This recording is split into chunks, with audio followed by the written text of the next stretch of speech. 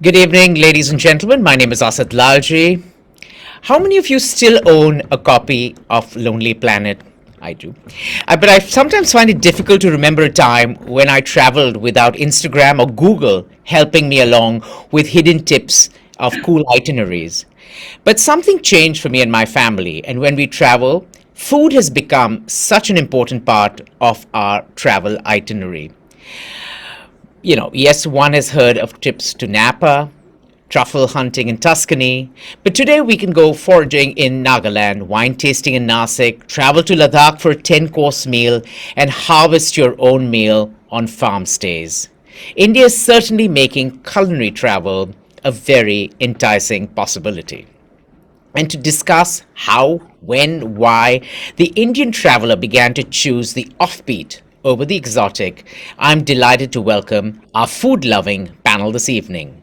Chef and founder, Edible Archives, Anu Mitra Ghosh, founder, India with Insia Leswala, founder, Kazulo, Hansel Vaz, Global Brand Ambassador, Head of PR, AVP Tasting and Marketing, Sula Vineyards, Gregoire Vardhan, and they will be in conversation with Hospitality Advisor Pooja Veer. Whether one is seeking wellness, adventure, leisure, or luxury, Indian tourism is offering an epicurean renaissance, and travelers are engaging with a whole new world of gastronomic experiences. And leading this pack are our panel of experts who've introduced thousands of food loving travelers to unforgettable culinary experiences. They've promised to open their black books of their secrets, destinations, and answer this one very important question. Is India ready to be the world's next food tourism destination? For those who are joining us for the first time, a very special welcome. Please refer to the chat box for more information on Avid Learning, our partners, and our speakers for this evening's discussion. Today's session will be for 75 minutes, followed by a 15-minute Q&A, in which Pooja will be taking questions. So do keep posting them in the Q&A box throughout. Over to you, Pooja. Thank you once again for tuning in and look forward to a very exciting discussion. Thank you. Thank you very much, Asad, and welcome everyone who's tuned in today. I want to start by making a bit of a confession. I've never really been one for cliches or stereotypes, but I realize that I'm a cliche myself. I'm half Punjabi, I'm half Sindhi, which means yes, there is food and drink in these veins and not blood. This means that food has been a steady participant in almost every significant memory of my life. Whether it was baking gingerbread cookies with my mother when I was 5, or raiding the Churanwala Bandi outside school with my father, or then finally finding a career in a world that ensured I ate and drank on the job. Food and drink really have been my most trusty companions. As soon as I could travel and afford to do it by myself, I wanted more than just what Asad's Lonely Planet gave us as the must-do monuments, the must-see museums. I really wanted to eat, but not just eat in the top 10 restaurants in a city. And things started to change. Some of it may have to do with the Netflix documentaries that came onto our TV screens, where life just looked wonderful on farms and in vineyards and in distilleries, and chefs were just the most magical creatures that anyone ever knew. And we started seeing that change in India too. When I first went to Kanpur, it was because I tasted a motichur laddu and I just had to have more. But by the time I got there, I realized that what I really wanted to spend more time with was discovering the secrets of the chaatwalas in Kanpur, Banaras, and Lucknow. When I went to Calcutta for the first time, it was as much to discover the Armenian influence on Calcutta food as it was to ride in a yellow taxi. And one of my most memorable experiences, food experiences, was curiously at an art show. I went to Cochin in 2018 for the Kochi Biennale, and there in the program, amongst artists, installations, and art exhibits, was a little notice about a pop-up restaurant.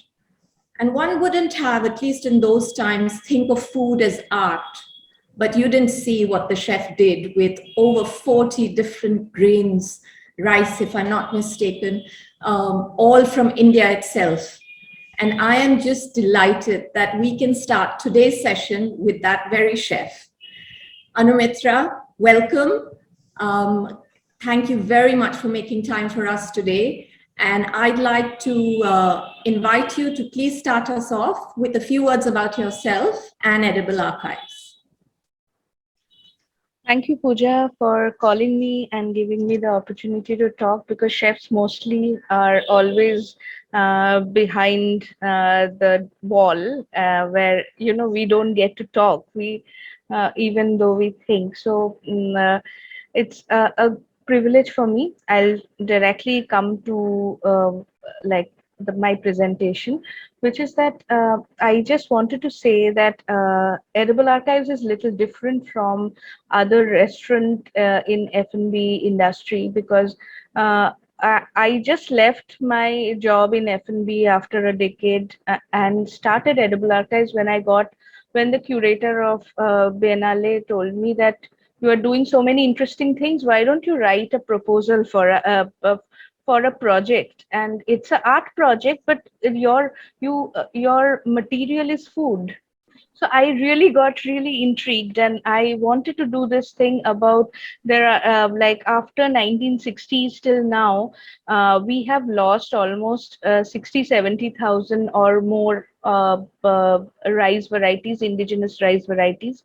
So I wanted to just see that what are the interesting varieties are there already, which doesn't come to the market. And so we got the project, and we did actually showcase all this rice.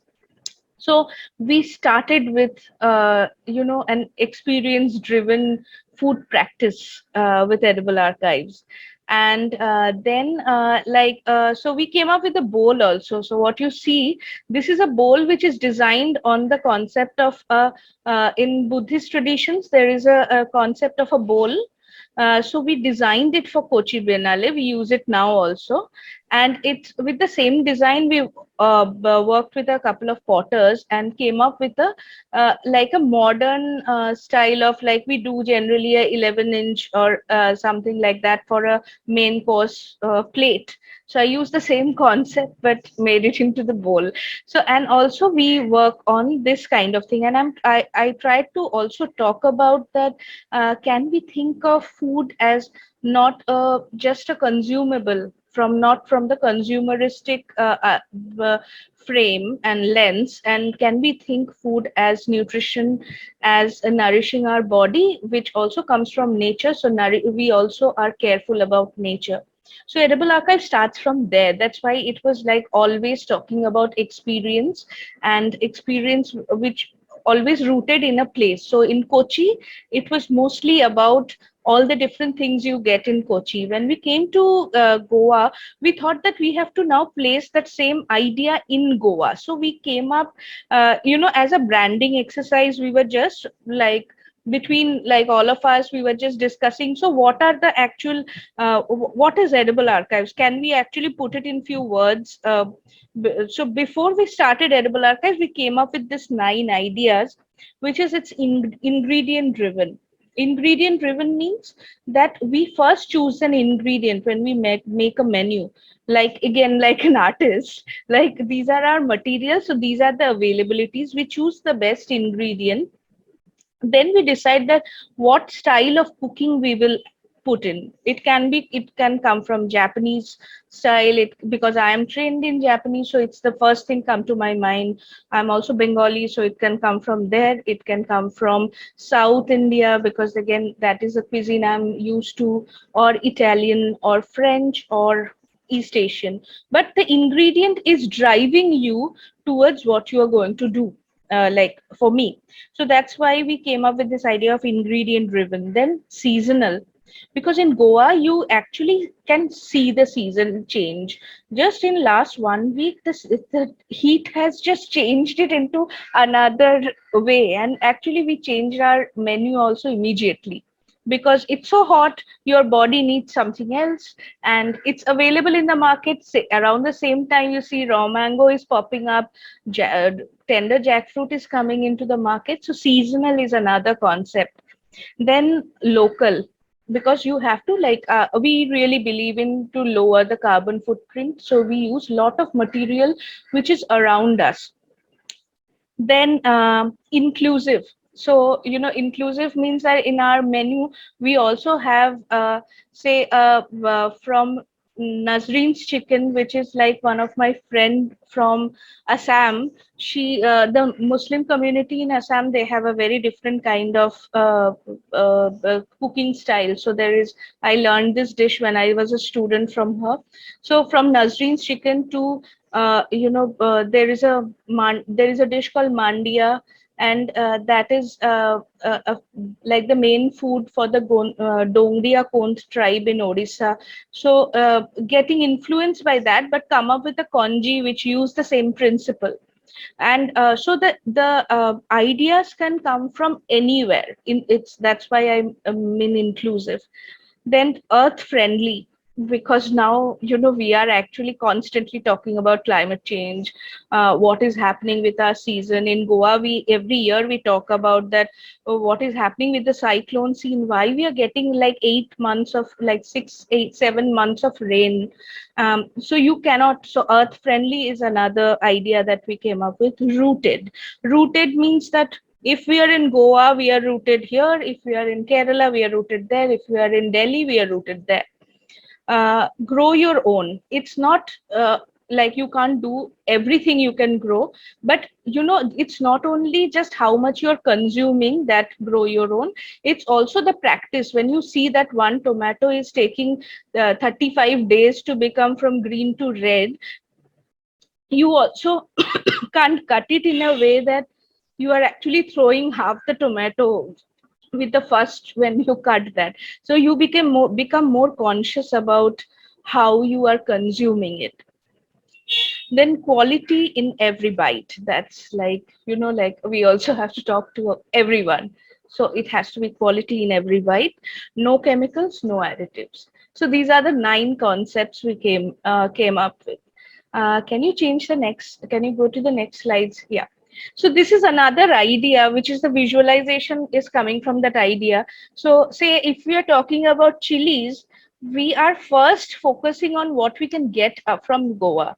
So we got this 6 varieties of chilies from Goa, and then one tiny one, like from Sikkim, which is telling you that I'll not, like, if I find some interesting ingredients, I'll not just say no to it because it's coming from Sikkim, but the ratio of like the visual representation tells you about that, how we conceptualize that, what ingredient we use.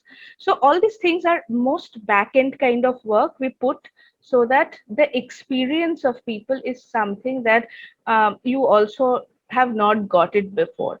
And one more thing I will just tell before I finish, which is that I also observed in Goa, or in a very tourist oriented place, what happens is that everything becomes like consumer oriented. That's why we also wanted to do some kind of food which is experience oriented, and also which takes, like, if you are abusing, like constantly say you are drinking a lot, you are eating everything, like whatever you are finding when you are traveling, not all the time you are thinking about food. So sometimes you need nutritious food which actually give you nutrition, the sense of things. So a lot of our food comes from the idea of comfort food. So like this is how we work.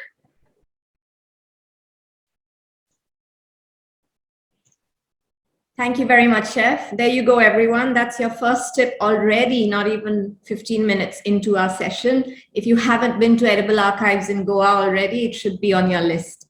Staying in Goa, it's been the party capital of our country for ages. And now that party quotient has gone up a lot with new gins coming out every month. There's distilleries for whiskey and there is breweries for beer.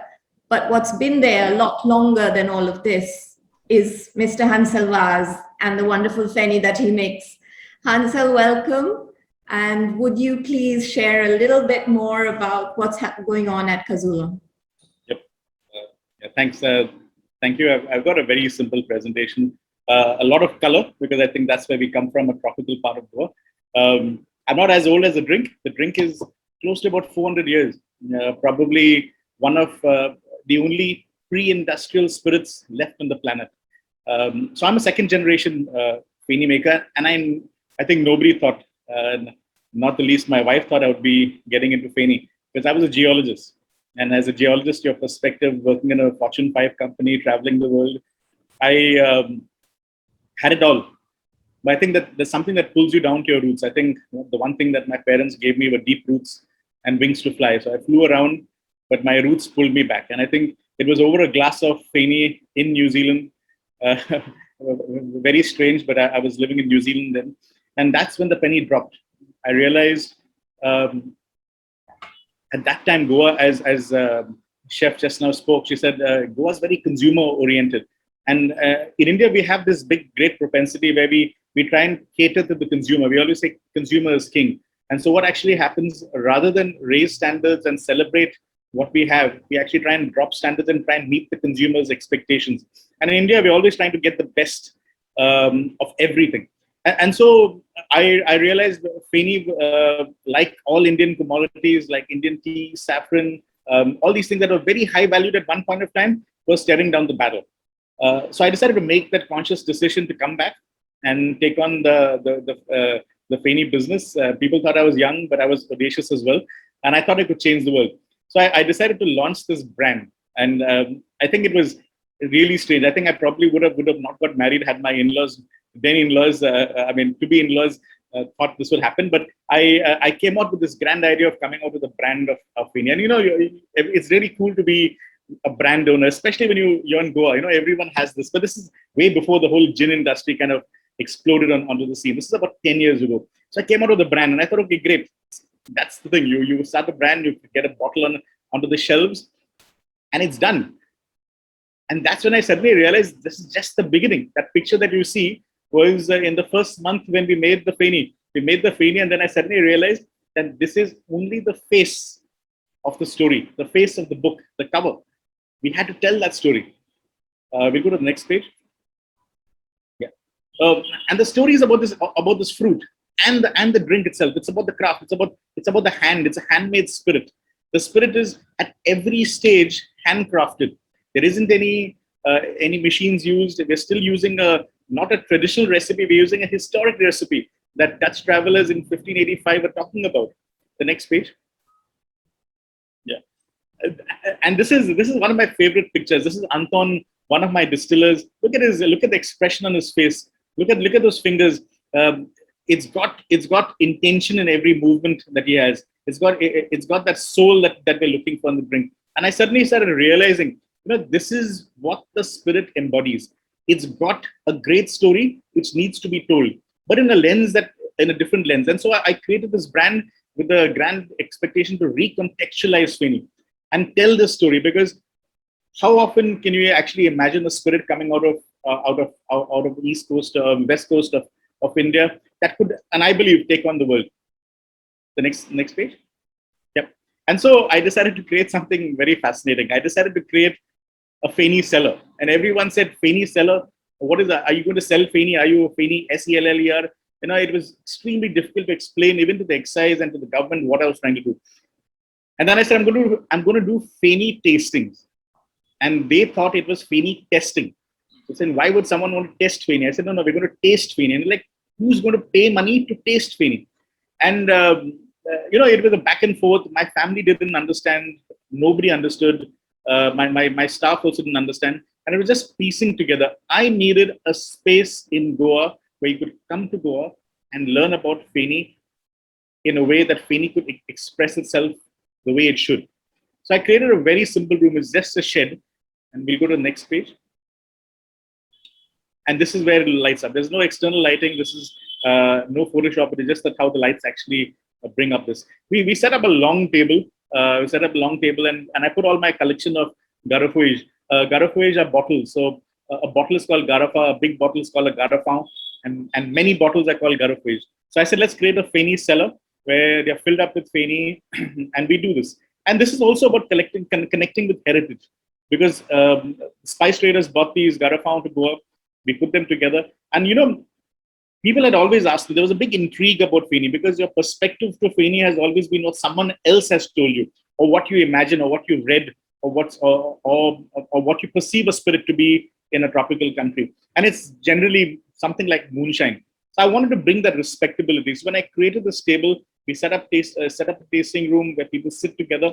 And this convivial environment that it creates with the bottles, to kind of get into that mood. We wanted to set that tone for it. Yet, very importantly, we wanted to be different. We had wine tasting in the neighboring state. We've had whiskey tasting in the state. We've got people all over the world doing wine tastings, whiskey tasting, gin tastings. And so when I was creating Feni tasting, we had to be different. We had to be something very unique that because it's a new vertical. Feni is a different category. The next page. And then it was fantastic. We opened up and we started getting 60 people, 80 people every week. Every time we opened up our doors on a Sunday evening, we'd have 80 people wanting to learn about Feni. We had foreigners, Indians, Japanese, people from the Middle East, everywhere. It was a beautiful thing. It was going perfectly until 2020 when COVID hit India. And it was disastrous. It happened on the 20th of March, slam bang into Feni season. And, I could see everything collapse. We were producing cashew, we couldn't distill. And if we couldn't distill, I mean, you could imagine we couldn't even do our sessions as well. And suddenly I started realizing the whole thing started collapsing. And I think it was a dark cloud for everyone. And so what do? You have to reinvent. And I think it took a lot out of us because we had an established format. We're doing large groups. And now we had to turn this on our head. And, in that period of 2.5 months, we're sitting at home in isolation. We start thinking. And then we came out with this. The next page, please. Yeah. We came out with this. Something very, very spontaneous, very strange. Everyone said nobody wanted to be in closed spaces. So we said, okay, let's go outdoors. And we had this beautiful spring. And you can see this is actually the first picture, the first time we actually did it. You can see behind the washing stones. So the workers in the distillery would wash their clothes behind there. So this was it's a beautiful spring. It's absolutely clean, a lot of fish down there. And they used to wash their clothes. And we said, now it's outdoors. No need of any AC because this is like a natural spa. It's cool, cold, fresh water coming from the ground. We got fish, pedicure. And so it became a very sensory experience. So we turned the whole experience of Feni on its head. So if you're imagining the fruitiness of the Feni, we've got fruits on your platter. So you can imagine the platter. You've got fish. Your body temperatures drop down, so you can smell and taste better. And boom, the whole thing completely changed. The next page, please. We started realizing that it's now food pairing. So we started saying, you're finding it difficult to understand Feni, and Feni is a complex spirit. I'm not saying it's easy. It's very different from a wine or a whiskey or a gin or anything for that matter that you've tasted. And so we said we needed to start getting people to understand the flavors and to relate that. We come out with relating it to flavors that you know. And again, not flavors that are completely exotic. We picked up very, very hyper-local ingredients and we set up a platter. And that's what we did. We created a Feni tasting session. Now on the outdoors, it's become very popular. We're booked every day, morning and afternoon, not only on weekends and weekends as well. And we've been working since August continuously. And I think what was great is it brought a lot of attention to Feni, which I was really happy. I always talk about, for me, Feni comes first, then my brand. But it also created a new vertical for tourism, because you always had beaches, you had kind of temples and churches, and now we've created a new vertical, which is Feni tourism. I think, is there any another page, or that's out? Next page. Yeah, okay, that's it. Sorry. So that's that's my last page. So yeah, so it was an interesting journey that we went through, and we're still evolving, because I think this space has a lot to offer, and I think that's my story. Thank you. Well, thank you very much, Hansel. And there you go, a second reason to visit Goa. It's more than just beaches and sunstroke, obviously. Moving from one libation to another, Sula, a bottle that's probably in every Indian refrigerator today. Welcome, Gregoire. Thank you very much. Hi, Pooja. If you could please share a little bit about Sula's journey from being a winemaker to being this amazing tourist destination in Nasik. Okay, sure. So I will give you so as you may know, Sula is like a pioneer when it comes to premium wines. So of course we know wine in India has actually been around for quite some time, but wine as we know it today and the wine industry in India as we know it today has really started with Sula. So this story is actually quite fun. So our CEO, Rajiv Samant, was living in California, came back to India. His dad has a little piece of land in Nasik, and he wanted to sell it. Rajiv said, no, I want to try to do something with it. So he started to plant mangoes. He started to grow some fruits, but somehow he was not fulfilled. And he realized that Nasik, there's a lot of table grapes, right? It's, I believe, the third biggest exporter of table grapes in the world. So it's okay, so if we can grow table grapes, maybe there's some room to grow wine grapes. He started with Kerry Damsky, who is today our master winemaker, a really cool winemaker from California. Everything you can expect from a Californian winemaker. Came with Rajiv, and they started to plant the first vines. So this was maybe 1995, 1996. And then in 1999, first harvest. So Sula was started with a Sauvignon Blanc and a Chenin Blanc.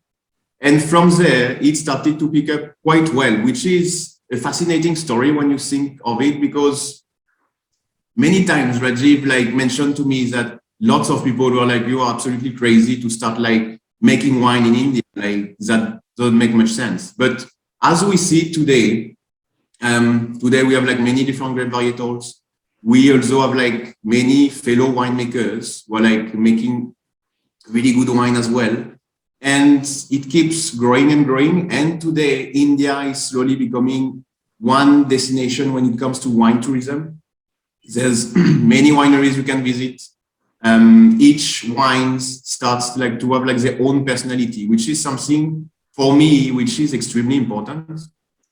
Because when you think about it, maybe at first, when you are making something from scratch, you will try to find inspiration from what's happening in other countries who are doing the things for many, many years.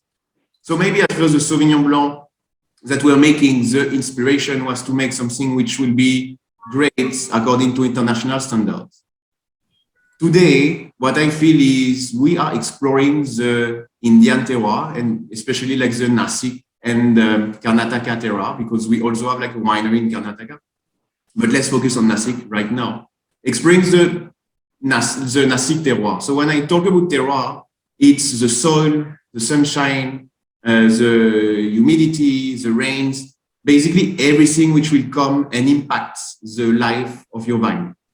So Indian wines have come a long way, that's for sure. It's been 5 years I'm in India. I will always remember my first experience with Indian wine coming straight from Burgundy in France. I was a bit, okay, that's different, a bit surprised, but I can only attest of the evolution of wines throughout the years. Let's not forget that when you make a harvest, you do it once a year. So from a winemaker point of view, you have one chance per year to make a good wine. If you mess up with your vintage, you will have to wait the next year. Compared to some old world countries, or even new world, if you think about Argentina, Chile, they are making wine for centuries, which means a lot of experience. In India, it's been 22 years now. A winemaker, even if he's a really good winemaker in California, in France, in Australia, in New Zealand, wherever you want, it doesn't mean that you will come in India, apply exactly the same technique and end up with a fabulous wine. You will learn to where you should plant this grape varietal, this grape varietal, how it will come up, how, like which style of wine will you be able to make and which style of wine do you want to make, because you also have like to think about your consumers. You have to think about like the conservation of the wine as well, because it's a hot country. So this is also like a subject which is really important. So all that makes it overall a really fascinating story, a fascinating area. It's just the beginning. This is something I am really sure like about. It's just the beginning. And yeah, roughly that's how Sula started with one SKU. Today, it's like many of them with like many different wineries, keeping up like with a good work. So that's actually a really positive story. Yeah, and one of the greatest success stories from when I think about Sula is really how you've transformed hospitality and a whole tourist experience at your vineyards, and you have lakhs of people coming there every year. So we'll talk a lot more about that as the discussion goes on. And last up to make introductions is our youngest, but certainly most well-traveled Insia Swala. Your Instagram gives me more FOMO than anyone else's. So welcome. Thank you very much for being here. And please do share a little bit about India with Insia. Pooja, thank you so much, first of all, for adding me to this panel. I mean, just listening to everybody, I'm actually speechless now. Like, I don't even know where to start. And I was actually going to say, like, let's hold on to that presentation a little bit. But thank you. Your introduction was very kind. And, Pooja, I think we've known each other a long time, and you've seen my journey in hospitality from the time I used to run pop-up markets, when the concept of pop-up markets, of food festivals didn't exist, to India with Insia. So I just want to actually, more than telling you all about what I do, I want to tell you a little bit about who I am, and which is why India with Insia exists. I spent a lot of my childhood when I was in our summer vacations, as we call it, with my grandparents. We used to travel a lot. My parents would just dump us with my grandparents for the summer, and they would take us in like buses and trains and cars through a lot of smaller places in India, a lot of Gujarat, a lot of Madhya Pradesh. And literally, we have experienced India in its most rustic form, my sister and I traveling with my grandparents. I remember going to Madhya Pradesh to a small village where I was sitting in the front of a horse carriage, driving into a city where, these huge iron gates opened up, and, going to a religious site that my grandparents wanted to visit. It was always, religion was the bait. I was taken to these sites, and my sister and I would go running, and we just come. I still remember we just like open up to like cotton fields and just wonder what's happening. And so much of my childhood has been about discovering India through the most basic nature of it. And as we grew up, I think we started traveling a lot more, through college and through my early jobs. I just landed up traveling a lot, and I started realizing that when we travel abroad, we're always staying at the most unique little bed and breakfasts. We're looking at little boutique hotels, homestays. But when we come back to India, we're like, oh, let's book that 5-star experience, or that's how we define hotels and holidays. And slowly that has started changing. I was working in the food and beverage industry for a long time, curating food pop-ups, markets, sit-down dining experiences in warehouses and designer stores. And one day I just realized that there is so much happening in the F&B space, but didn't really feel like I was giving back in any way. I just felt like it became like an event after event kind of format. And then I was like, okay, let's just like put it, just like hit pause here. And at that point, I landed up, signing up a project and moved to Jaipur to set up a boutique hotel, which is called 28 Koti, and it was one of its kind, and it was built, it's a 5-room house, which was built to, thank you, that's one of the experiences at 28 Koti. It's a 5-room sort of house that was just built to host artists and designers in jewelry and textile who come to Jaipur to manufacture, right? These are international tourists who come here to work 2 to 3 times a year. And this space became their home away from home. And as we went along setting up the place, I sort of realized that people needed more than just a home away from home.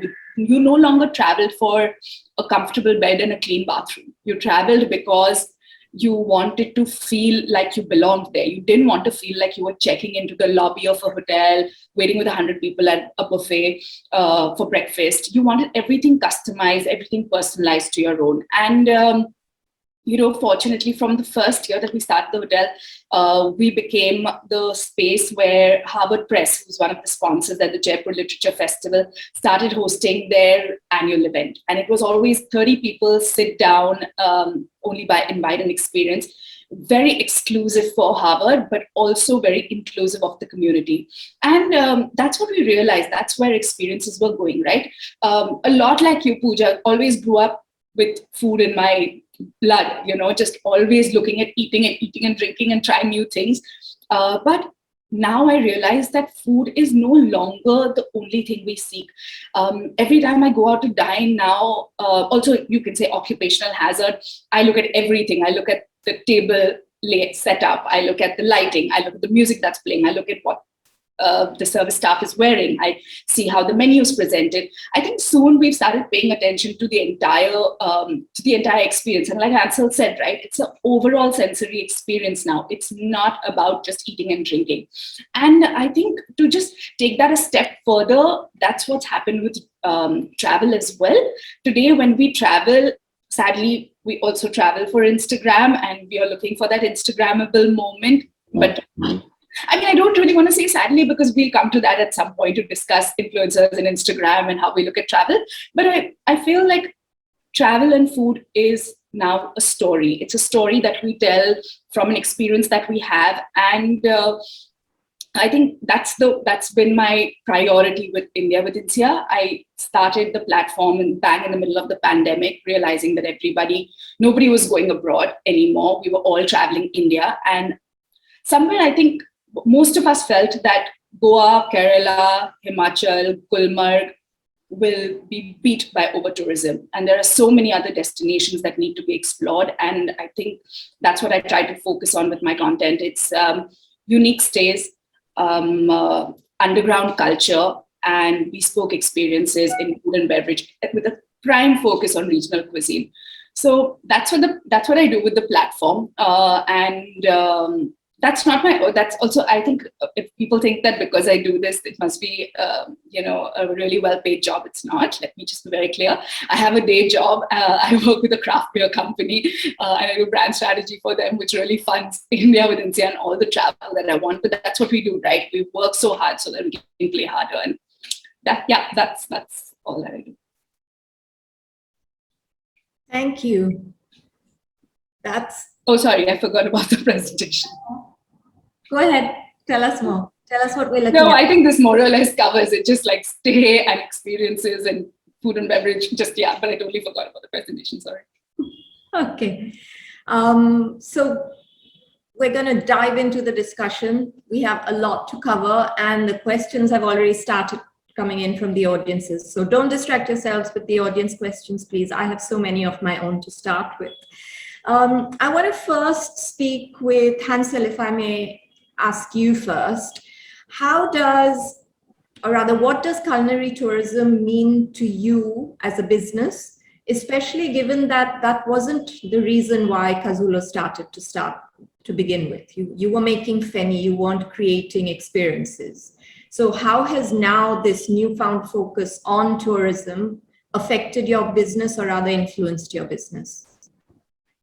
Yeah, so one of the big things is when you're working with any new product, I mean, you're working with Feni, you're working with a new variety of rice, you're working with a new beer. I mean, people have preconceived notions. With beer, everyone thinks it's a lager. I also sell alcohol, so I know how people think. And if it's rice, when you're talking about Goa, everyone thinks it's only one kind of rice, it's a boiled rice. And they don't realize there's diversity in a lot of things. And especially with, just like wine, everyone thinks there's red wine and white wine. Nobody knows anything different. And I think that's where the brand as a category and everyone has to look upon. So you can number one, spend a lot of money. And I think and a lot of people spin narratives. And I think narratives are very important. They can be gimmicky, they can be filled with snobbery, you can do stuff. And then you realize you have to be, a lot of people today can see through pretentious. You can be pretentious and they can see through it. So it's essentially to be real. And I realized there was more and more interest when you're creating a product like this. It's a very niche product. Feni is not going to be mainstream. It's not going to be one of the things that you'll pick up every time in a week, maybe once in a week. But people are curious about the spirit, how it was made. And I realized that it was a story worth telling, because today's products are not just about the product, it's about the people behind the product. Every product has a soul, and it's not industrially made. And I realized for a product that like mine, which is going to serve as an ambassador for the land and people, this was paramount, because it impacted the lives. And I made this very big statement a few years ago. I said, drink Feni and save Goa. Because every time you drink a bottle of Feni, you're impacting someone's life in the rural hinterland in Goa. Because that person is planting a cashew tree, you're greening the hills.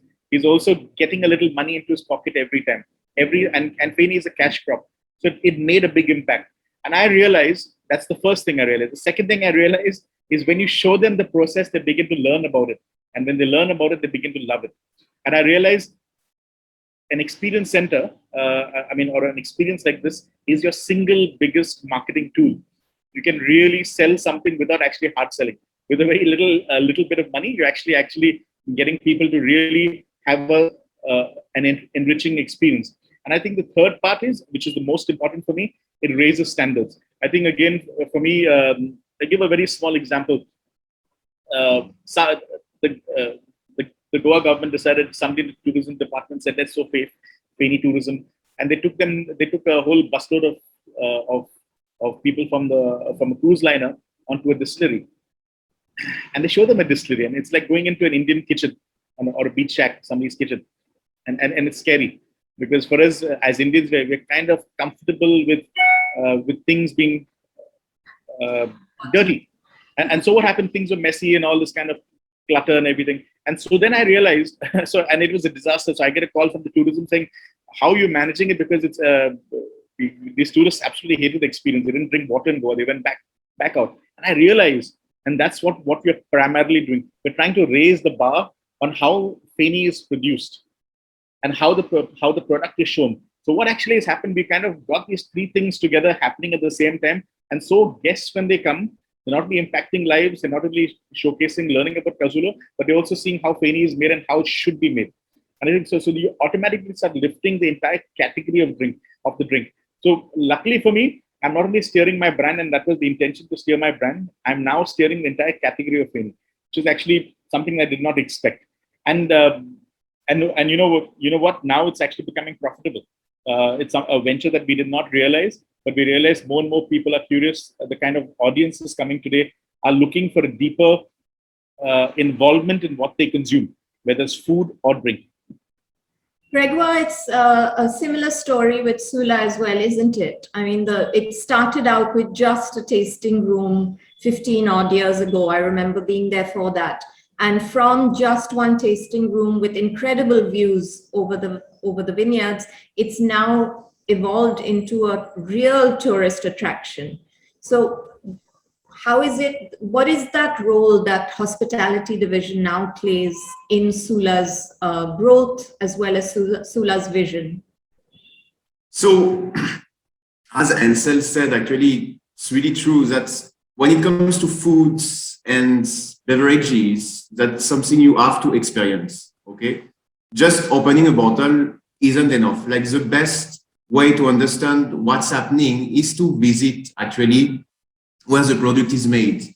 You will get the entire history, the entire difficulty to make the right product. So if with Sula, for example, as you said, like the tasting room, our tasting room has been set up a bit more than 15 years ago. Today, the winery is, I believe, one of the most visited winery in the world. And it's also, which is quite fun when you think about it, one of the winery in the world where people try wine for the first time. For us, for the wine industry, it's something which in India, it's something which is extremely important because most of the people we receive have zero knowledge. when it comes to wine, or really little knowledge.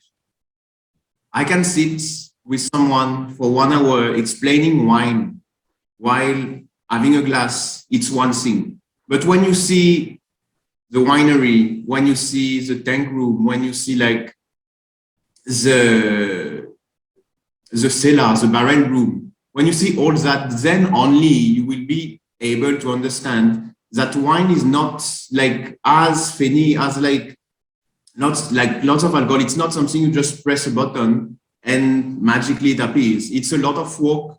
And the most important thing is like it's passionate people. So one thing which is really important is when you come to the vineyards, for example, you will meet the winemakers.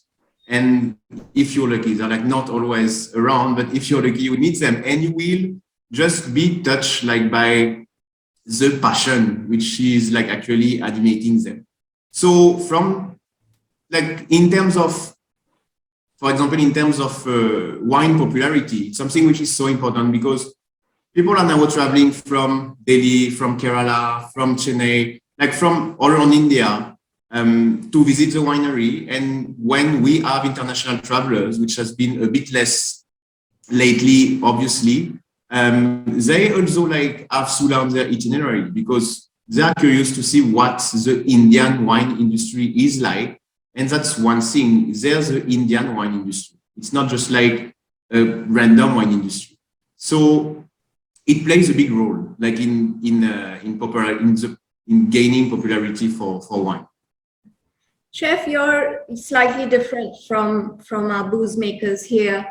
You started with the intention of creating experiences, and you spoke a little bit about that in your introduction. Can you explain a little bit more about the difference you mentioned on being customer-oriented versus, consumer-oriented versus experience-oriented? Yeah.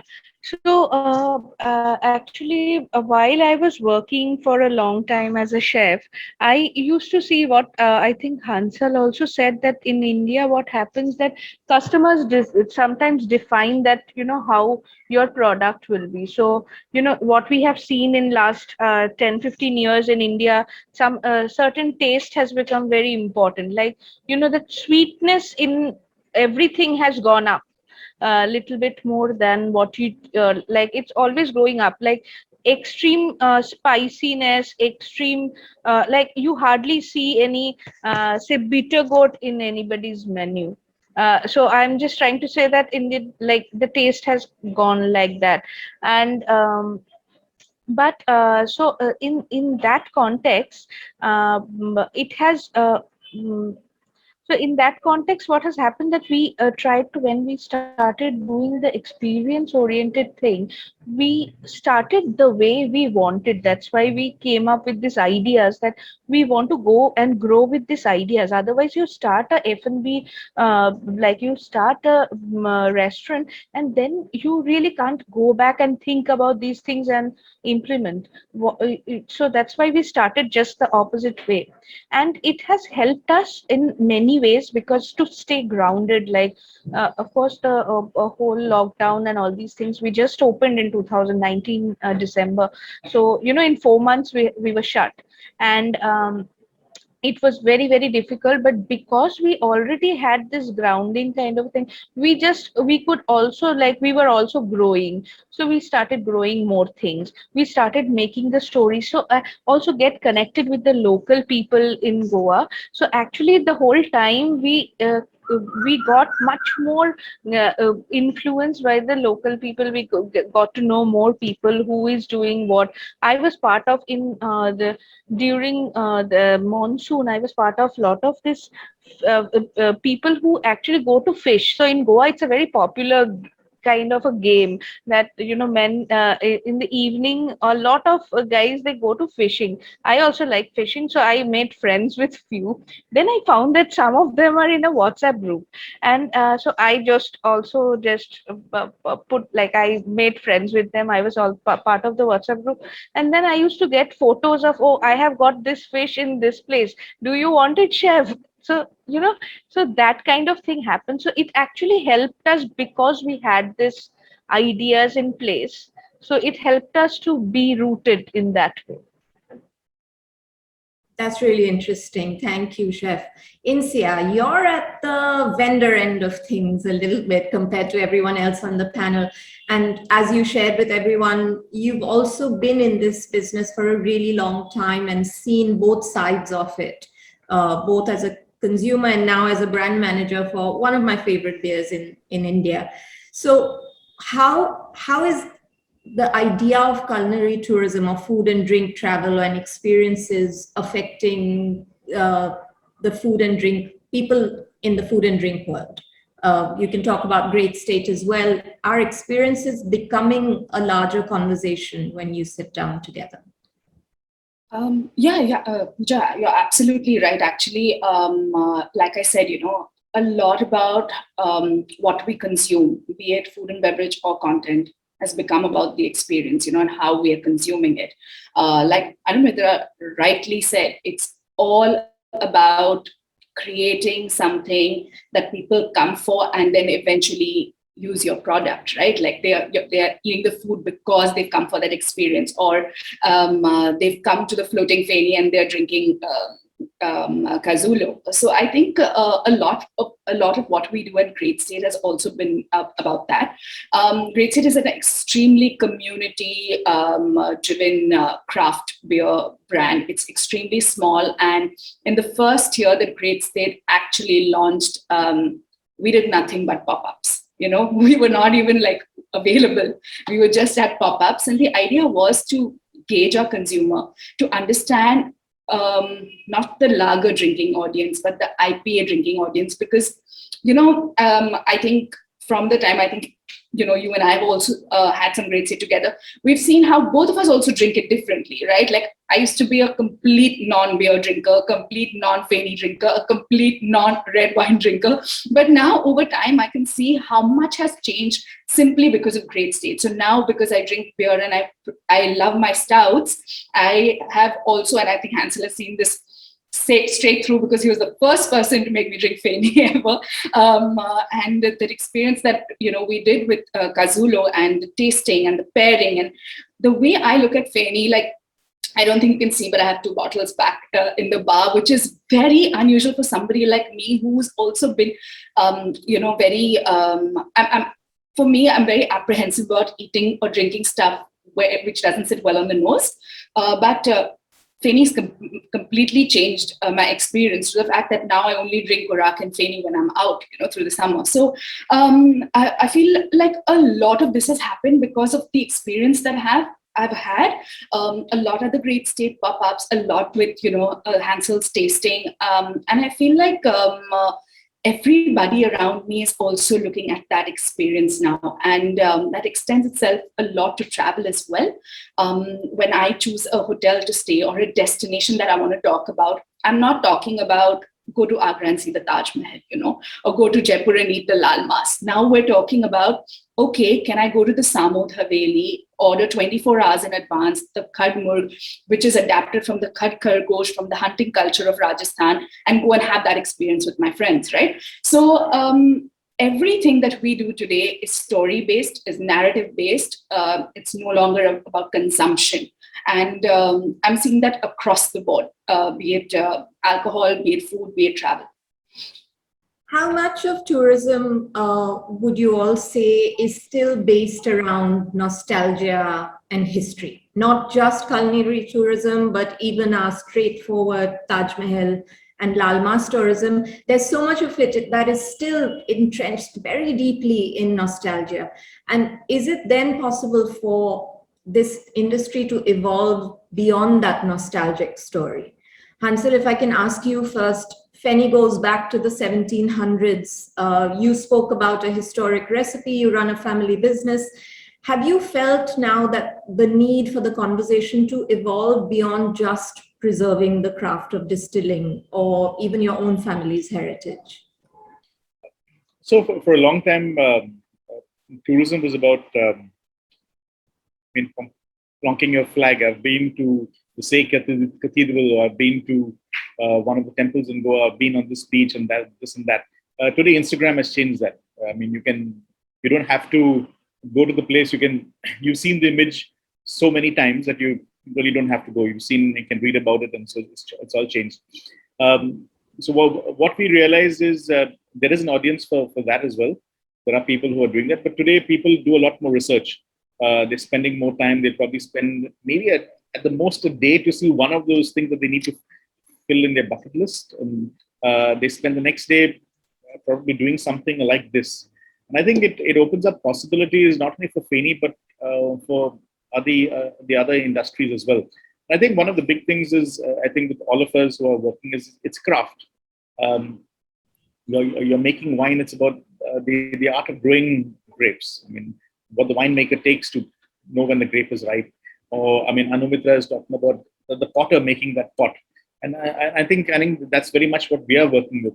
When you talk about history, for me, it's not just only the history of Feni. I'm looking at the craft behind the coppersmiths, the potters who are making our earthenware. I mean, the guys just making simple tools, because we're again very sustainable, very earthly. And sometimes, we've invisibilized a lot of the lower caste work. I mean, I don't mean to be casteist here, but if you're upper class, you cannot get celebrated. So all your dances and your music is generally upper class music, and craft as well. But if you're talking about a potter, I mean, a potter making a Feni pot, nobody talks about them. Nobody's talking about a fellow making a small bamboo pipe. And these are all crafts, because so for me, is the evolution of just not the drink, but it's also showing that craft out. One of the things with Indians, we're exceptional at selling everything. I mean, we can sell. We're the largest sellers of whiskey, doing very well with wine. But we struggle to sell our own products. I mean, Anumita is bringing up rice now, and I think it's the new Indians where we all are. We're getting a little more confident, a little more confident about showcasing who we are and what we are. Proud of our brown skin now. Thank you. Chef, just as Hansel said, that we are now paying attention to our own indigenous product and looking at it differently, but do you think that we are moving away from the conversation about the traditional themes of Indian storytelling fast enough? You're doing that already with Edible Archives. You started with an idea of not having a fixed idea of what Indian food is, but are people changing at the same pace that you are? And mostly our palates also changing at the pace that we need to, so that the industry moves beyond just nostalgia. I think you're on mute. Sorry. I actually don't think that everybody's moving in the same pace. I think that sometimes as a practitioner, I feel that I have to do my own things to create that. And, as you do more, as also some other people, like there are a lot of people who come to our restaurant and just tell that we are following you, we really like this ideology, and we are actually trying to follow. Somebody's doing it in, say, around Madurai, somebody is doing it in small places, and when they come and say that we are trying to find indigenous ingredients around us, that kind of like you have influenced that. Like, it doesn't mean that the consumer also are going in the same pace. It might be this thing, but I went once. I was doing just backpacking trip in Thailand, and there I had an amazing whiskey which was in a small place, which was flavored with some local herbs. Definitely they are just trying to do something. They found that herb and doing it, but the taste wise it's so good, and it might not be that popular, or it is not in that scale, but it's one idea, one taste can change some perceptions. So I don't think the pace of everybody's movement is the same, but I think that if you change somebody's one taste, one idea you give, then they change and they talk about it, and then that creates a kind of butterfly effect. Insia, is nostalgia just a really good marketing peg for us to let go of just yet? Is that what you're seeing, since you're also at that end of things? So I feel nostalgia is a USP to certain things, right? Like, I feel like you can use nostalgia to sell anything.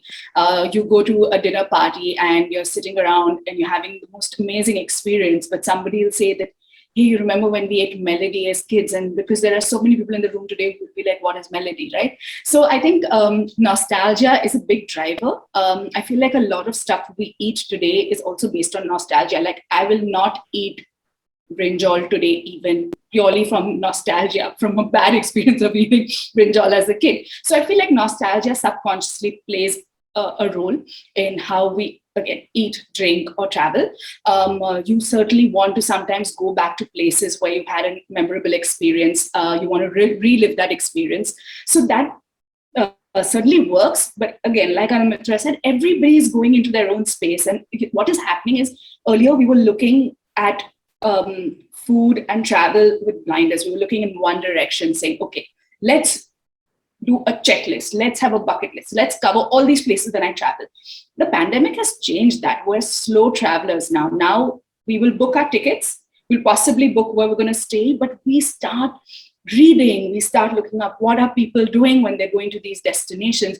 And the way we travel and the way we eat is now based on such personalized preferences, So I might love to do a floating Feni experience. You might love to do an edible archives experience. And you and I both might land up at Sula at the same time. It's like that. It's basically what happens is that now we are looking at it from so many different lenses. So I still feel nostalgia plays a role, but it's just one sort of parameter. I mean, since we're talking about culinary tourism and India being a potential destination for the world, I want to talk a little bit about, and not to harp on to this nostalgia point for too long, but are we using nostalgia as our main tool to market India to international travelers? Both Hansel and Sula have decidedly Western concepts in terms of their tasting experiences, which they have adapted to both Indian place and Indian people. But there was a comment that a chef, Vivek Singh of London, made recently where he said that, and I'm going to read this so I don't get it wrong, Indian food of the future will come from London.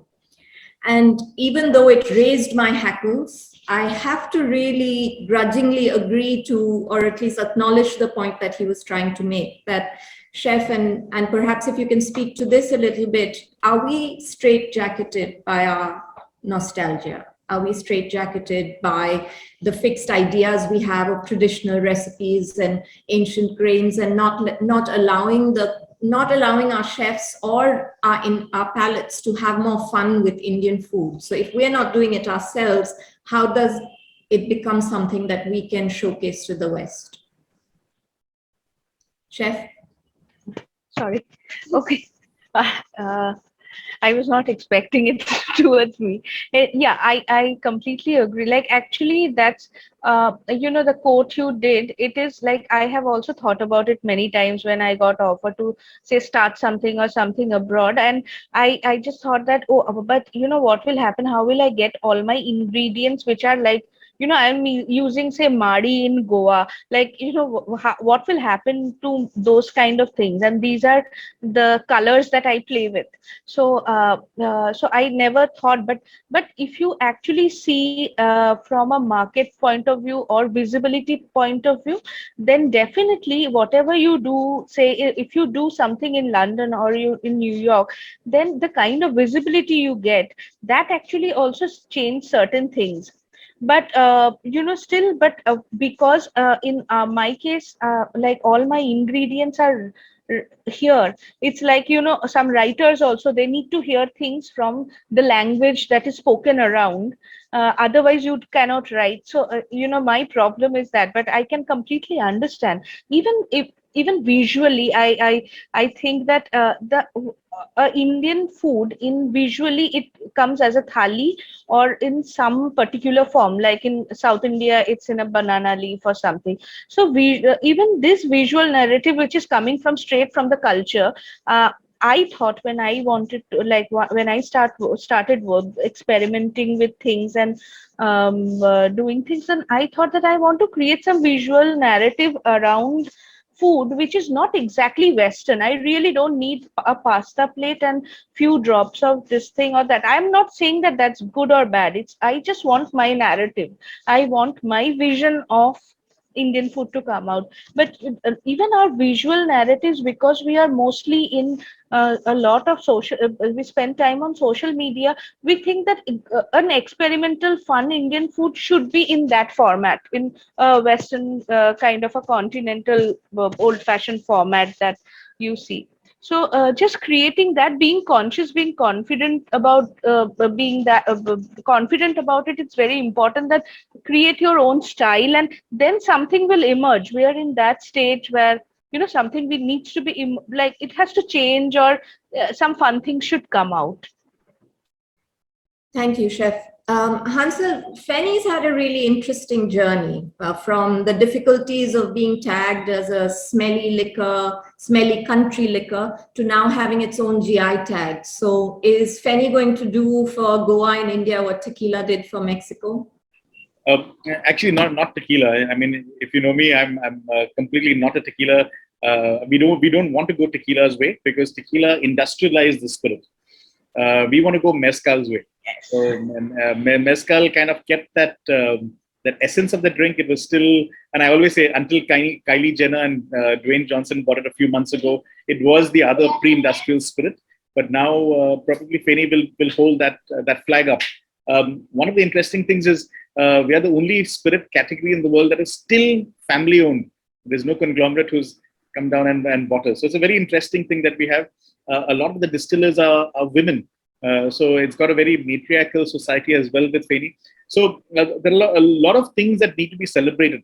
And I think in that we have to be really careful, because in the eyes of the government and a lot of policymakers, they look at shiny copper pots, and that's exactly what in some ways gin is doing to our, it has been breathing down our neck with the Feni industry, simply because they've industrialized the process, and for them everything that comes out of a factory is perfect.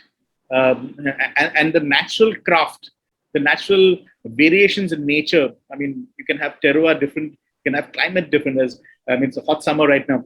I mean, the subtleties will actually will be lost. I put forth to my team, and I put forth a little interesting thing. I said, we are 450 years under the Portuguese. So we've been only 60 years under India. So I said, the thinking is different. It's craft, very much like Europe, like France. Portugal, Spain, Italy. They're all craft makers. They're looking at it bespoke, artisanal. We should never lose that essence. I think the potential that we have, Feni could be the next big spirit, because the world is looking for spirits. What else do they have? They're now taking whiskey and putting it in. They put into wine barrels before. Now they're putting in beer barrels, just trying to get flavor. They're looking for a new spirit. What is the seventh spirit to come out? And I think that's where Feni can come. And what's interesting is gin. Everyone drank vodka at one time, so it was plain, flavorless, tasteless, just pure alcohol. How smooth it could be. Then gin came onto the Indian market, and everyone really looked at gin because gin had flavor. And I was excited. I was like, zipped my mouth, and I was like, "Yay, really good!" Because people are opening up to flavor. Because Indians they were happy with flavor in food, but not flavor in drink. And then everyone thought rum would take off in India, but rum hasn't taken off. But tequila has taken off, and mezcal. Very interesting. And I'm actually happy because tequila and mezcal have got mouthfeel and character. And you know what? I hope that Feni will be the next spirit, because Feni has got both flavor and character and mouthfeel. So you know what actually happens is it opens up India's audience. And we're actually seeing it right now. Insia just said she drinks Feni and Urak, now quite common. We are seeing people blogging, people talking about it. The carnival, 8 years ago, very quickly before I end, 8 years ago when I launched Casulo and I went for the Goa carnival, people laughed at us. We sold 15 cocktails over 5 days. People in Goa did not want to drink Feni at a carnival. Today we're doing about 600 cocktails a night at the carnival. It just changed perspectives. I think it's a journey that actually you have to take. You have to draw people through. So does it mean that we've finally learned how to market ourselves better? Insia, tell us about some of the cool things that are happening in India.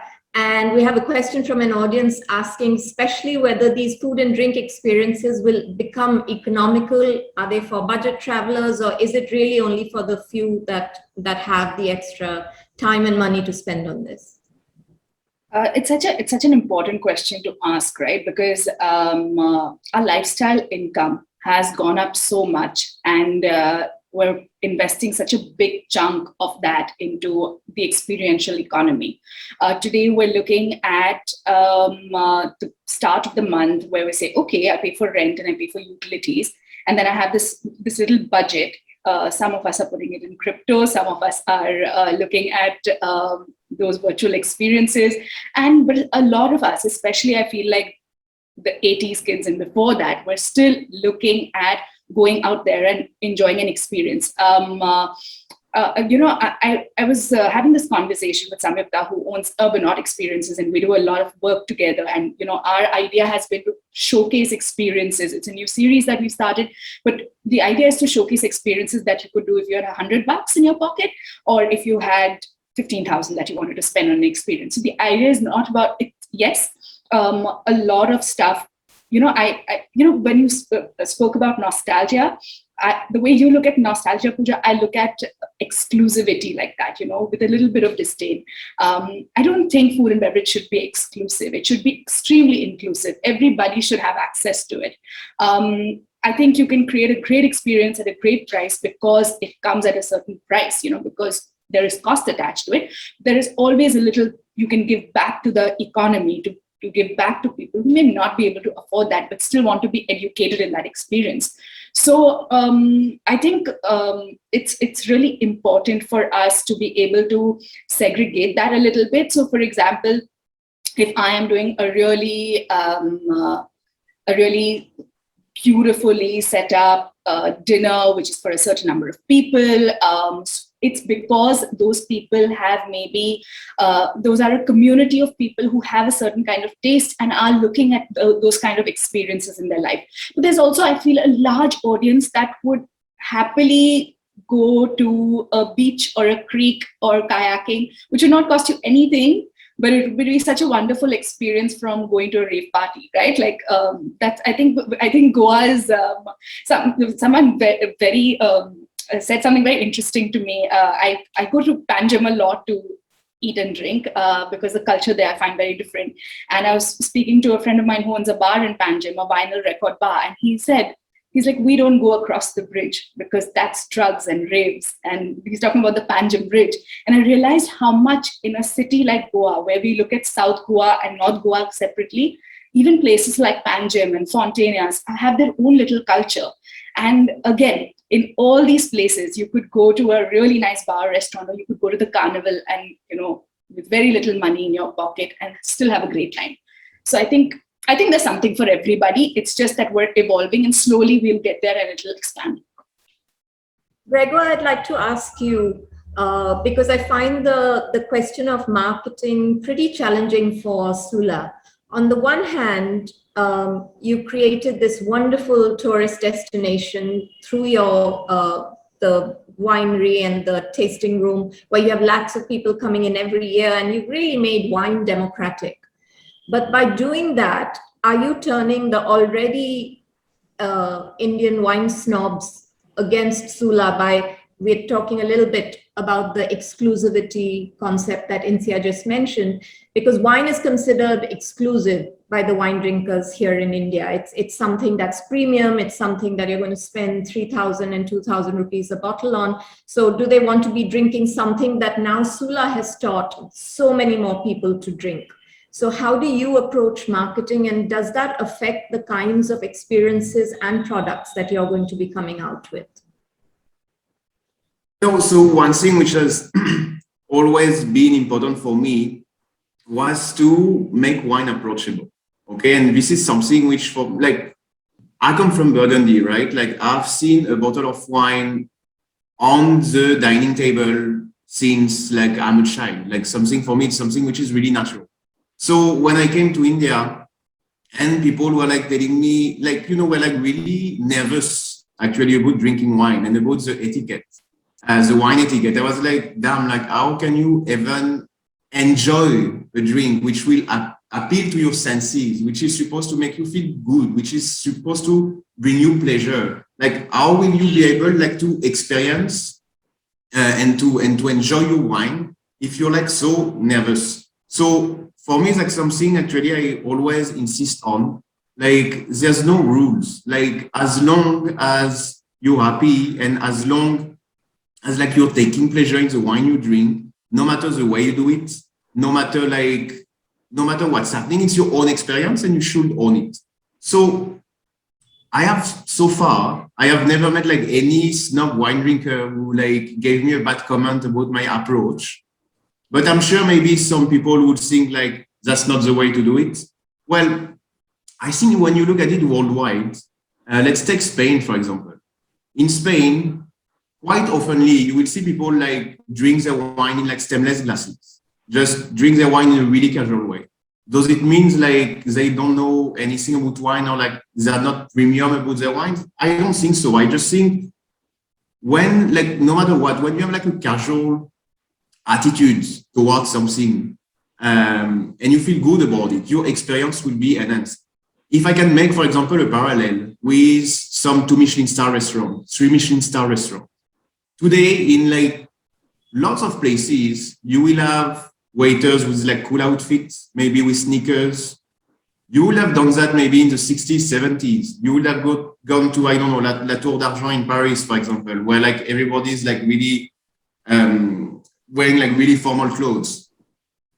People would have been like, oh no, like I'm not paying that amount of money for this kind of experience. But now I feel like consumers are asking for this sensation to belong where they are and to not be judged for like what they will do. Once again, it's for me, food and drinks is all about pleasure. Okay. For me, it's like the word which is really important when it comes to that. Your experience should bring you pleasure. So it's exactly the same way. I think it's really time for wine snob to stop being wine snob and just to accept that there's many ways to drink wine. When you look in the entire world, there's like many different culture, wine culture. Same with, let's take, for example, pairings, which is like for me a fascinating subject because of course there's some laws, but once again, it's so subjective. So I can drink bold red wine with my fish. We will judge me if I like it. Okay, it's really subjective. So no, I think it's a really good thing in terms of marketing to have this approach to democratize wine, because at the end of the day, we want to be inclusive, exactly as like Insia was saying. Like you want everybody to give it a try. Everybody, like basically, I think in this industry, F&B industry, we want to share pleasure. We're here to share good stuff. We're not here like to just take something good and just like share it with like a particular type of people. That's not our interest. I think it's all about community. It's all about like sharing, and it's all about like having a good time. So what we try to do through our marketing is just to share this passion, to share this this love for good stuff and for pleasure, basically. Are we just having a nice chat amongst ourselves? Is culinary tourism just an urban Indian phenomenon that us cool English-speaking, sneaker-wearing, wine-swigging people are talking about because we read it in a magazine somewhere? Or are the young travelers in tier 2 and 3 and 4 cities going to choose a Lucknow food tour over a Taj Mahal experience? Insia, if you can take us through this very quickly first, but I would like everyone to comment on this, please, before we go to audience questions, because we only have 10 minutes left on this call. I'm going to be really quick on this one, Pooja. I think I thought the same way. I constantly felt like we were that 0.1% Instagrammers who were talking about what's happening in the culinary world. But honestly, I spent 4 years in Jaipur, traveling a lot of Rajasthan, and you'll be surprised at how many young people are looking for experiences. So I don't think it's urban, but it certainly is young.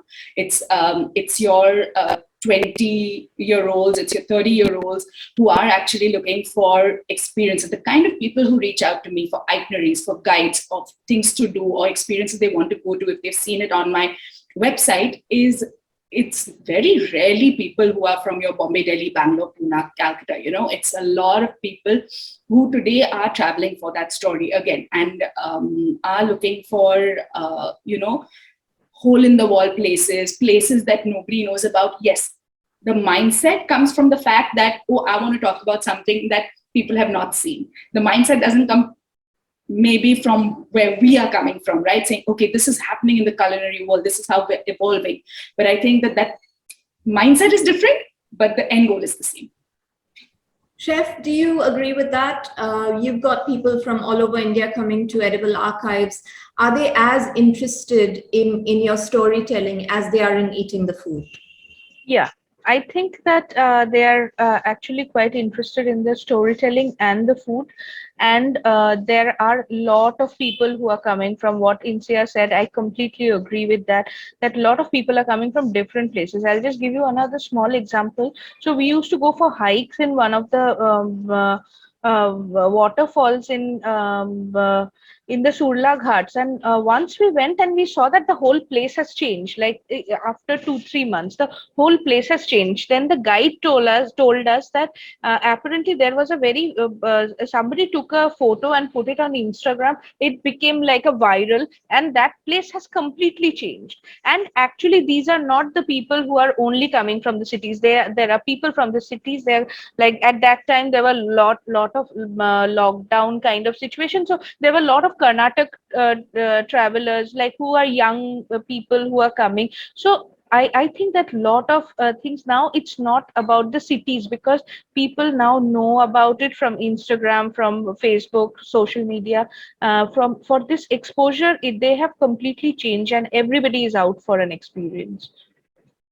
These travelers, Insia, if I can just come back to you for a minute, how important is the sustainability conversation to these young travelers? Because everyone on the panel here today has one more thing in common. They have a commitment to sustainability, and I hope we have at least a minute each so that everyone can share some best practices, because there's no way that this industry is going to grow beyond a few years if we don't make it sustainable. So can you tell us a little bit about our travelers, and then I'd like to speak to Gregoire on this. I think sustainability is today not a parameter when it comes to travel.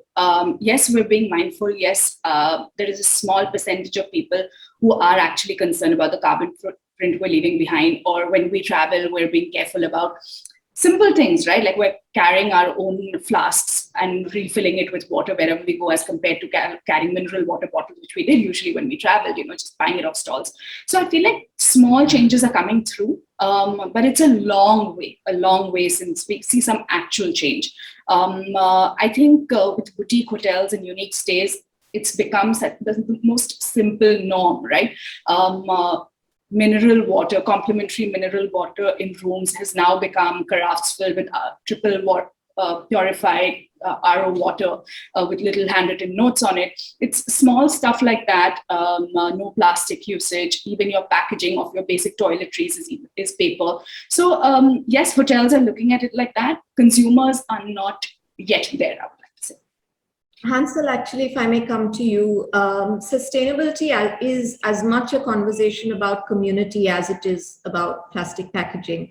Can you share some of the things that Kazula is doing to make sure you're giving back to the people who are contributing to your industry? So, one thing is we work with only with people from our village. So that was one of the first things that we did, and I didn't realize it. But we have a lot of women on our team, and we didn't do it. We did it consciously, only simply because we realized that unmarried women, especially in the tribal community of the Velips, weren't being hired, and they weren't being hired for a very simple reason, because they get married. So they said nobody wanted to get an unmarried girl to work, because she worked for a little while and then she'd just be married off to another village. So there was this big pool of people who weren't being hired. And so we started hiring them, and they're wonderful people, and they keep on coming. And one of the reasons also, somebody told me, they said, good, you're hiring them because they'll never drink. So because they're going to get married. But I mean, sustainability can come in many ways. But I think one of the big things that actually comes is inculcating the sustainability. For example, from pollution, distilleries create a lot of waste. We still use firewood. There's also a lot of pressure coming from the government to industrialize. And nobody realizes that when you go industrial, I mean, it's not sustainable because these are small knit communities. They're using traditional craft. You cannot go to a handloom weaver and say, here's a machine, please use it, and this is how you're going to do it. So it becomes very challenging. It's an ongoing battle, but it takes a lot of lobbying. Maybe we don't have the deep pockets to kind of make policy work, but we've got a loud voice. We've got to find that fiber, and make things work. Gregor, Sula can write a manual on sustainability for a lot of us in the industry, but something else that you do, which is really interesting, is you run WSET courses, wine courses and sommelier courses, thereby making sure that the young people entering the job market come with a certain knowledge that's not necessarily available elsewhere. Insia spoke about related industries when she goes and looks at a restaurant, whether it's artists or it's the artisans making the crockery and cutlery. Can you speak a little bit about any changes you're seeing in the kind of people who now want to work in hospitality, because it has become an industry that is that's becoming popular? Yeah, sure. So it's actually quite interesting because when it comes to WSET, which is a worldwide recognized diploma in wine in like different levels, I was not expecting to receive requests for basically all over India. Okay, people want to know more about wine. They see wine as a career. And I think that's something which is really important to understand here when it comes to hospitality and to the jobs in hospitality. For quite a long time, and I'm not talking about India only, I'm talking about like worldwide. It has been seen as like, oh, you can't be a doctor, you can't be a lawyer, okay, you will work in hospitality. It was not seen as like a serious job, if I can put it that way. What people are like realizing now is like it's jobs which are asking for like lots of skills, which are like hard jobs where you need to have like many knowledge, where you need like to be emotionally smart as well. So I feel like more and more people are interested because the industry is blooming as well. There's like many opportunities, and people are just like, yeah, getting like, they have the sense that like you can have like a really beautiful career in hospitality. And WSET is for a lot of them, a lot of like people who wants to work in this career, a way to have something different, especially if we take India, for instance. You know, something that I noticed the first time that I noticed when I arrived in India, I didn't know much of the wine on the wine menu. When I asked the waiter, like, can you tell me a bit about the wine? He was not able to. I ended up drinking a beer, and I really wanted to have some wine. But now, like, there's clearly like, because wine is becoming more and more popular, the industry, like the hospitality industry, also needs like people who know about wine. And it's always such a big pleasure when I do like staff training, for example, with people who will be maybe 22, 23, 24, like young people.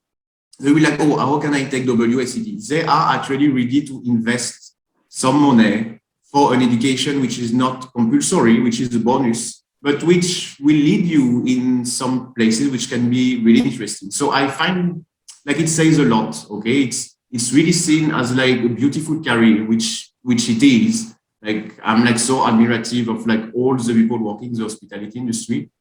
And yeah, this is something really positive because we're talking about tier 2, tier 3 cities. Sometimes I receive requests from like both cities.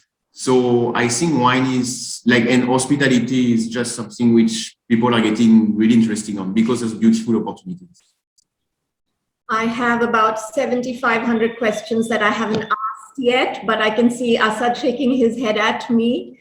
So I want to end actually with an apology to all our guests who have sent in so many interesting questions that we haven't been able to get to. All our panelists are on social media. They're really friendly. I tell you from personal experience, send them your questions and they'll be more than happy to answer them for you. Asad, I think I have to reluctantly hand over to you.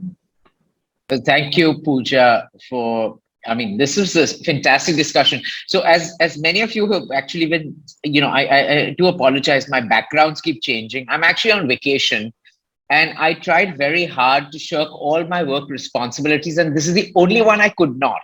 I said I'm going to only be there for the introduction, but I had to stay through the whole session because it was such an exciting and interesting discussion. And thank you to our panel, Anumitra, Insia, Hansel, Greg, and especially Pooja, who's kind of done the heavy lifting on this one. It's been a fantastic session. The couple of buzzwords that came to me. One was nostalgia, because a lot of us kind of bank on what we've learned in our past, in our younger days, but so much is changing. I mean, we didn't talk so much about reviews and Instagram reviews, because we all go on and we even look at what other people are posting and plan our vacations, plan our path forwards. And I love that Insia's term of, I mean, it's not her term, but she talked about slow tourism. But, it's fantastic. I mean, we're doing the same thing. I'm actually on vacation right now, and I was planning a short weekend trip for the next month, and everything in India is sold out. I mean, it's unfortunate, but it's wonderful to know that people are actually doing these offbeat travels that we were trying to do. But on that, I won't dwell so much into this topic because the panel has covered it in such detail. But thank you once again for such insightful. I mean, as I joked, and we all joked before, we should have done this panel live in Goa, or maybe we can do an encore or 2.0 in Goa. And Pooja, us Mumbaikars can go to Goa and do this panel. But thank you so much for tuning in. April has been, not April, sorry. April is going to be very exciting, but March has been so special for us. With this, we have a lovely session next week on uncovering the urban legacies, looking at the Chinese heritage of Bombay. And our last session will be finally a live session at the Royal Opera House called City of Dreams, Searching for Bombay and Mumbai. We have many, many more sessions. We soon transitioning to a hybrid of online and offline, but we hope you will join us in both, if not in spirit. Ultimately, everything is being archived on YouTube. But thank you very much. For more information, check out our website or follow us on our social media at Avid Learning. Thank you very much. Thank you to this wonderful panel for this gastronomic experience, for lack of better words, and look forward to many more. Dinner is waiting, so I need to run. Thank you so much, guys. Have a good night. So, Thank you. You. thanks.